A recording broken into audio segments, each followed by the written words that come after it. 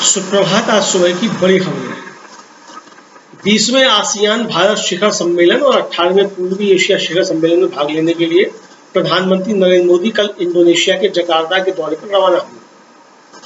प्रधानमंत्री नरेंद्र मोदी ने कहा है कि आसियान के साथ संबंध भारत की नीति का एक महत्वपूर्ण स्तंभ है। 20वें आसियान भारत शिखर सम्मेलन में भाग लेने के लिए इंडोनेशिया के जकार्ता रवाना होने से पहले प्रधानमंत्री ने कहा कि वे आसियान नेताओं के साथ भविष्य की साझेदारी की रूपरेखा पर चर्चा करने के लिए उत्सुक हैं। उन्होंने कहा कि आसियान के साथ व्यापक रणनीतिक साझेदारी से संबंध और मजबूत हुए। समाजवादी पार्टी के राष्ट्रीय अध्यक्ष उत्तर प्रदेश के पूर्व मुख्यमंत्री अखिलेश यादव ने यूपी में स्वास्थ्य सेवाओं को लेकर भारतीय जनता पार्टी पर निशाना साधा है।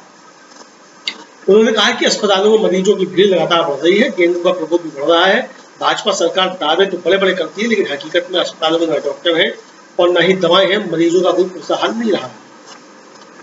G20 शिखर सम्मेलन के दौरान तैनात किए जाने वाले पुलिसकर्मियों तथा विभिन्न एजेंसियों के कर्मचारियों की सहूलियत के लिए दिल्ली मेट्रो की सेवाएं 8 से 10 सितंबर तक सुबह 4 बजे शुरू होंगी। Delhi metro rail corporation DMRC ने कहा है कि सुबह 4 से 6 बजे तक मेट्रो ट्रेन आधे घंटे के अंतराल पर चलेगी। इसके बाद ट्रेन हर रोज की सामान्य समय सारणी के अनुसार चलेगी। संयुक्त राष्ट्र महासभा के 77वें सत्र के समापन के साथ ही बीते मंगलवार को 78वां सत्र आरंभ हुआ है, जिसके अवसर पर बहुपक्षवादी सहयोग की अहमियत को रेखांकित किया गया है। संयुक्त राष्ट्र महासभा के 77वें सत्र के लिए अध्यक्ष कसाबा कोरोसी ने सचेत किया है कि भू राजनीतिक प्रतिद्वंदिताओं के इस दौर में देशों में पारस्परिक सहयोग परम आवश्यक है। उन्होंने जलवायु परिवर्तन, जैव विविधता हानि, शिक्षा और लैंगिक असमानता समेत अन्य वैश्विक चुनौतियों की ओर ध्यान आकर्षित किया कि हमारा जीवन इसी सहयोग पर निर्भर करता है। दिल्ली इंटरनेशनल एयरपोर्ट लिमिटेड पर G20 शिखर सम्मेलन के लिए चार्टर्ड उड़ानों के माध्यम से आने वाले कई व्यापारिक मेहमानों की प्रत्याशा में एक समर्पित सामान्य विमानन टर्मिनल स्थापित किया गया है। विश्व मौसम विज्ञान संगठन WMO ने कल एक रिपोर्ट में आगाह किया है कि जलवायु परिवर्तन के कारण ताप लहरों की गहनता और आवृत्ति बढ़ रही है। जंगलों में आग लगने की घटनाओं और रेगिस्तानी धूल के फैलने से ताप लहरें और गंभीर रूप धारण कर रही है, जिससे वायु गुणवत्ता में तेज गिरावट दर्ज की जा रही है और मानव स्वास्थ्य और पर्यावरण पर भी असर हो रहा है। यूरोपीय संघ की जलवायु सेवा के अनुसार उत्तरी गोलार्ध में तापमान वृद्धि की वजह से इस वर्ष रिकॉर्ड स्तर पर गर्मी पड़ी है। इस विश्लेषण के मद्देनजर संयुक्त राष्ट्र प्रमुख एंटोनियो गुतेरेस ने बुधवार को अपना पहला वक्तव्य जारी किया। गौरतलब है कि ये पहली बार है जब अगस्त का महीना इतना गर्म साबित हुआ है और इसी वर्ष जुलाई के बाद अब तक दूसरा सर्वाधिक गर्म महीना है। विश्लेषण के अनुसार जून के साथ ये 3 महीने रिकॉर्ड पर सर्वाधिक गर्म अवधि के रूप में दर्ज किए गए। श्रीलंका गंभीर आर्थिक संकट के दौर से गुजर रहा है, जिसका स्थानीय मछुआरों की आजीविका पर भीषण असर हुआ है। इस पृष्ठभूमि में अंतर्राष्ट्रीय श्रम संगठन ILO की एक परियोजना के जरिए श्रीलंका के उत्तरी प्रांत के मछुआरों को मत्स्य पालन स्थलों और समुद्र तक पहुंचने के रास्तों पर रखरखाव पूर्ण कार्य करने के लिए रोजगार दिया जा रहा है। इससे उन्हें आमदनी का स्रोत तो मिल ही रहा है, साथ ही क्षेत्र की कायापलटी हो रही है। तमिलनाडु व कर्नाटक के बीच कावेरी जल विवाद पर सुप्रीम कोर्ट आगामी 21 सितंबर को सुनवाई करेगा। इस मामले में 6 सितंबर को प्रकाशित कॉज लिस्ट से हटाए यह मामला न्यायमूर्ति BR गवई और प्रशांत कुमार मिश्रा की पीठ के समक्ष रखा गया। US ओपन टेनिस में भारत के रोहन बोपन्ना और ऑस्ट्रेलियाई मैथ्यू एब्डेन की जोड़ी सेमीफाइनल में पहुंच गई है। क्वार्टर फाइनल में बोपन्ना और एब्डेन की जोड़ी ने नाथनियल लेमंस और जैक्सन डिथ्रो की अमेरिकी जोड़ी को 7-6 और 6-1 से हराया।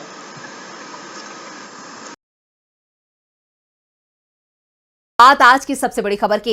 संसद के विशेष सत्र को लेकर सरकार ने अपना एजेंडा साफ नहीं किया है। आमतौर पर जब भी विशेष सत्र बुलाया जाता है तो विपक्ष के नेताओं की राय ली जाती है और सत्र का एजेंडा घोषणा के साथ ही बता दिया जाता है, लेकिन इस बार ऐसा नहीं हुआ, जिसके बाद सरकार की मंशा पर सवाल खड़े हो रहे हैं। इस पर सोनिया गांधी ने PM मोदी को खत लिखा है। तो क्या है इस खत में, देखते हैं ये रिपोर्ट। संसद के विशेष सत्र को लेकर कांग्रेस संसदीय दल की नेता सोनिया गांधी ने PM मोदी को खत लिखा है। इस खत में उन्होंने विशेष सत्र को लेकर कुल 9 सवाल पूछे हैं। दरअसल मोदी सरकार ने 18 से 22 सितंबर तक 5 दिनों का विशेष सत्र बुलाया है, लेकिन सत्र का एजेंडा क्या है, सरकार कौन कौन से बिल पेश करेगी, ये अभी तक साफ नहीं हुआ है और इसी को लेकर सोनिया गांधी ने सवाल किए हैं। वैसे कांग्रेस ये पहले ही साफ कर चुकी है कि विपक्ष सत्र में हिस्सा लेगा और जनहित के मुद्दे उठाएगा। सोनिया गांधी के पत्र को लेकर कांग्रेस महासचिव जयराम रमेश ने बताया कि सोनिया ने अपने पत्र में पीएम मोदी से सवाल किया है कि विशेष सत्र की कार्यसूची जारी की जाती है और ऐसा पहली बार है कि संसद के विशेष सत्र की कार्यसूची जारी नहीं की गई है, जो दुर्भाग्यपूर्ण है। इसके साथ ही विशेष सत्र में जिन 9 मुद्दों को कांग्रेस उठाने की तैयारी में है, उसका भी जिक्र खत में किया गया है। आइए जरा देखते हैं कि सोनिया गांधी ने किन मुद्दों को अपनी चिट्ठी में लिखा है। पहला, मौजूदा आर्थिक स्थिति, महंगाई, बेरोजगारी, एमएसएमई उद्योग की परेशानी पर चर्चा। दूसरा, किसानों को एमएसपी की मांग, किसान आंदोलन के समय एमएसपी की कानूनी गारंटी का वादा किया गया था। तीसरा, अडानी पर जेपीसी, अडानी ग्रुप को लेकर हो रहे खुलासों और मोदी सरकार से अडानी ग्रुप के रिश्तों पर चर्चा और जेपीसी के गठन की मांग। चौथा, जातीय जनगणना तो दूर, जनगणना तक नहीं हुई, जनगणना जरूरी, साथ ही जातीय जनगणना की मांग। पांचवां, संघीय ढांचे पर हमला, गैर बीजेपी शासित राज्यों को परेशान किया जा रहा है, केंद्र राज्य संबंधों पर चर्चा हो। छठा, प्राकृतिक आपदा, कुछ राज्यों में अत्यधिक बारिश तो कई में सूखे के हालात हैं, लेकिन केंद्र सरकार ने आपदा घोषित नहीं किया। सातवां, चीन का मुद्दा, चीनी घुसपैठ पर चर्चा जरूरी है, लेकिन सरकार ने 3 सालों से चर्चा नहीं कराई। आठवां, सांप्रदायिक तनाव, हरियाणा सहित देश के अलग अलग हिस्सों में सांप्रदायिक तनाव बढ़ा है, राज्यों में भय का माहौल है, इस पर चर्चा होनी चाहिए। नौवां, मणिपुर का मुद्दा, 4 महीने बाद भी मणिपुर में शांति कायम नहीं हुई है, राजधानी इंफाल में ही हालात नहीं संभल पा रहे हैं, इस पर चर्चा जरूरी। तो कुल मिलाकर सोनिया गांधी ने अपने खत के जरिए मोदी सरकार को घेर लिया है। अब देखना होगा कि संसद के विशेष सत्र के दौरान मोदी सरकार इन मुद्दों पर क्या जवाब देती है। सोनिया के सवालों पर मोदी सरकार का क्या रुख होगा, इस पर सबकी नजरें हैं। दरअसल चर्चा चल रही थी कि सरकार एक देश एक चुनाव से जुड़ा बिल विशेष सत्र में लेकर आ सकती है। देश के नाम को बदलने की बात भी चल रही थी, क्योंकि सरकार कुछ बता नहीं रही थी, इसलिए अटकलें ही लग रही थी, क्योंकि सरकार की ओर से 5 दिनों के कामकाज का ब्यौरा नहीं दिया गया, उसमें सिर्फ गवर्नमेंट बिजनेस लिखा हुआ है। सरकार यह भी साफ कर चुकी है कि विशेष सत्र में प्रश्नकाल और शून्यकाल नहीं होगा, सिर्फ सरकार के एजेंडे पर ही चर्चा होगी। और अब सत्र को लेकर एक और खबर सामने आई है। 18 सितंबर से संसद का विशेष सत्र होगा और इस सत्र की शुरुआत भी संसद की पुरानी बिल्डिंग से ही होगी। लेकिन संसद भवन की पुरानी बिल्डिंग में ये सदन की अंतिम बैठक होगी, क्योंकि 19 सितंबर से फिर संसद की नई बिल्डिंग में संसद का विशेष सत्र चलेगा। 19 से 22 सितंबर तक सभी बैठकें नई बिल्डिंग में होंगी।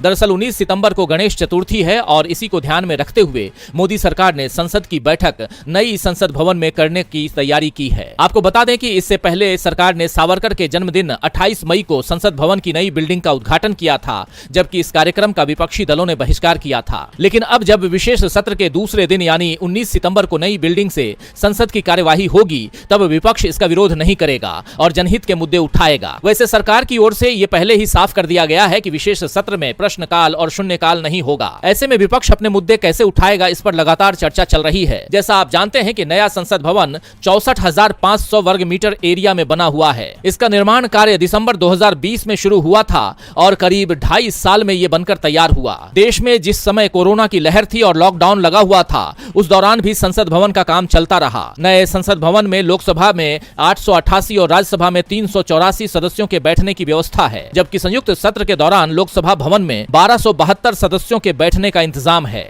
संसद के विशेष सत्र के एजेंडे पर सस्पेंस बना हुआ है। इधर आज राहुल गांधी ने भी अपनी यूरोप यात्रा को लेकर सस्पेंस खत्म कर दिया। राहुल यूरोप दौरे के लिए आज रवाना हो गए हैं। संसद सदस्यता बहाल होने के बाद कांग्रेस सांसद के रूप में राहुल गांधी की यह पहली विदेश यात्रा है। अपने इस विदेश दौरे के दौरान राहुल गांधी यूरोपीय संघ के वकीलों, छात्रों और भारतीय प्रवासियों से मुलाकात करेंगे। राहुल के यूरोप दौरे से सबसे ज्यादा टेंशन में पीएम मोदी हैं। क्या है पूरी खबर, देखते हैं ये रिपोर्ट। कांग्रेस सांसद राहुल गांधी यूरोप के लिए रवाना हो गए हैं और वो लगभग 1 हफ्ते तक यूरोप में रहेंगे। कांग्रेस नेता राहुल गांधी यूरोप के अलग अलग हिस्सों में जाएंगे और विभिन्न कार्यक्रमों में हिस्सा लेंगे। राहुल गांधी 11 सितंबर तक भारत लौट आएंगे और 5 दिन तक होने वाले संसद के विशेष सत्र में हिस्सा लेंगे। अपने इस दौरे पर राहुल गांधी वकीलों, छात्रों और भारतीय प्रवासी समुदाय के लोगों को संबोधित भी करेंगे। राहुल की यात्रा को लेकर इंडियन ओवरसीज कांग्रेस के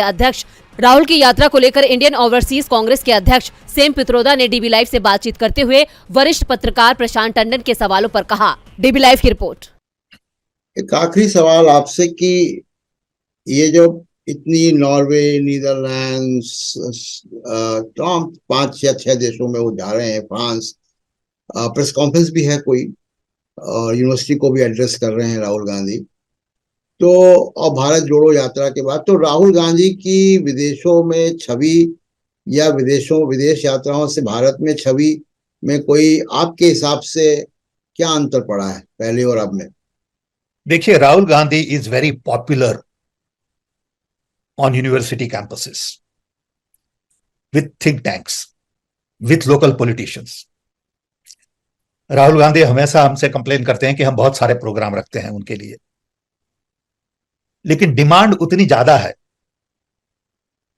कि एक देश में रोज के 10 प्रोग्राम अगेन रखे ना तो भी कम है।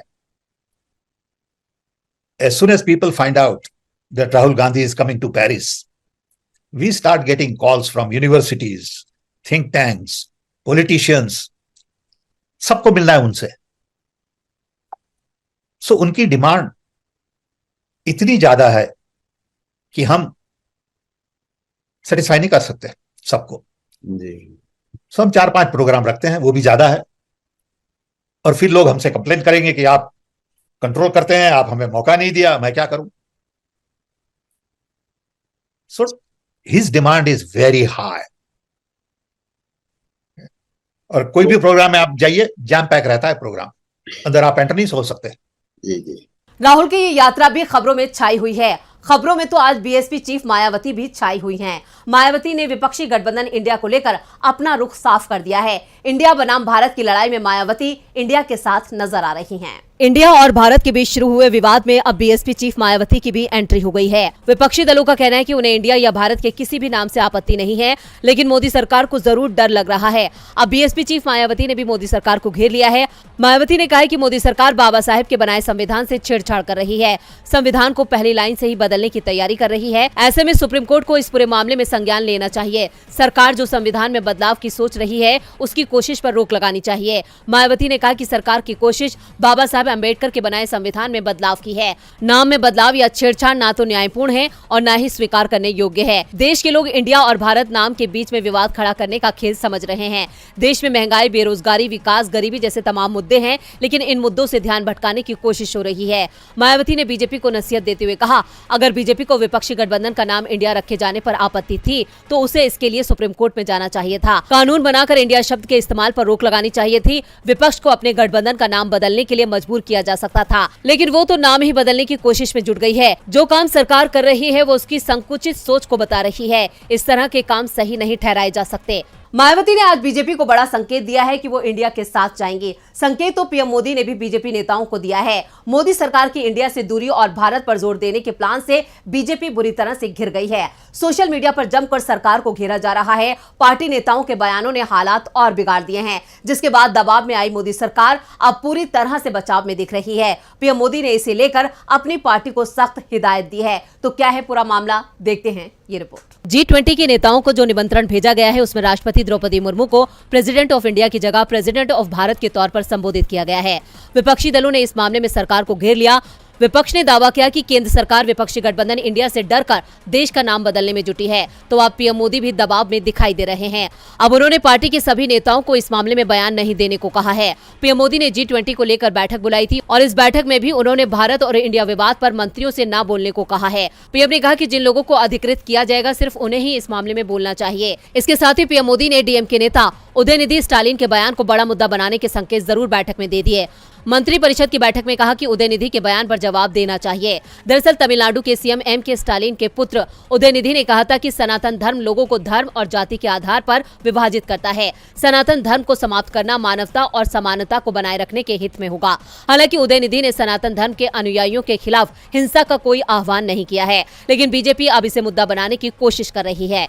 इंडिया को लेकर बुरे फंसे पीएम मोदी, वहीं दूसरी तरफ अडानी को लेकर भी मोदी सरकार फंसी नजर आ रही है। अडानी मुद्दे पर मोदी सरकार बुरी तरह से फंसी नजर आ रही है। इस मुद्दे पर विपक्षी गठबंधन इंडिया, खासतौर से कांग्रेस लगातार सवाल उठा रही है, लेकिन पीएम मोदी ने अडानी ग्रुप को लेकर मौन धारण कर लिया है। अब कांग्रेस ने एक बार फिर ट्वीट करके मोदी सरकार और अडानी के रिश्ते पर बड़ा दावा किया है। क्या है पूरी खबर, देखते हैं ये रिपोर्ट। फरवरी 2023 में श्रीलंका की इन्वेस्टमेंट प्रमोशन बॉडी ने भारत के अडानी ग्रुप के 2 प्रोजेक्ट को देश में अमली जामा पहनाने के लिए मंजूरी दे दी थी। ये दोनों प्रोजेक्ट रिन्यूएबल एनर्जी से जुड़े हुए हैं। ये परियोजनाएं श्रीलंका के उत्तर और पूर्वी क्षेत्रों में स्थापित होंगी, जिसके लिए अडानी ग्रुप ने $44.2 करोड़ यानी 3600 करोड़ का निवेश किया है। मन्नार में विंड एनर्जी प्लांट 250 मेगावाट, जबकि पुनेरीन में विंड एनर्जी प्लांट 100 मेगावाट की क्षमता पर काम कर रहा है। दोनों जगहों पर 2025 तक बिजली उत्पादन का काम शुरू हो जाएगा। अब इसको लेकर आज कांग्रेस ने ट्वीट कर सरकार पर बड़ा आरोप लगाया है। एक खबर, श्रीलंका में अडानी का एक ग्रीन एनर्जी प्रोजेक्ट है। ये वही प्रोजेक्ट है जो पीएम मोदी के कहने पर अडानी को बिना टेंडर के मिला। अब प्रधानमंत्री अगर एजेंट की तरह काम करें तो कौन सा प्रोजेक्ट नहीं मिलेगा।